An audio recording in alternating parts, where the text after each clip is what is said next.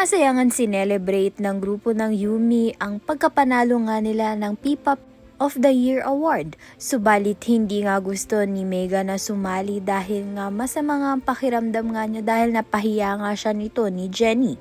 Kaya naman nga't ito ngang si Basha ang maswerteng nakasama nga sa Yumi.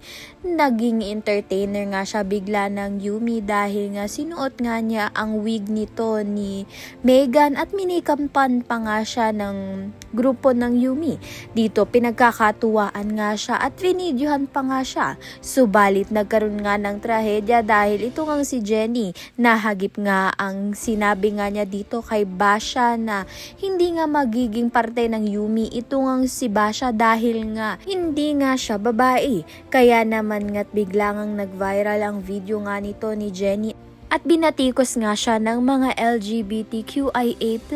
Kaya naman nga't ito ngang si Jennie ay malalangang pangbabash nga sa kanya. Kaya naman nga't nakabawi nga itong si Megan sa kanya. Dahil malaki ang posibilidad na may kinalaman nga itong si Megan sa pangbabash nga dito kay Jennie. Kaya naman nga't yan at iba pa ang dapat nating pakaabangan. Maraming salamat sa iyong panonood.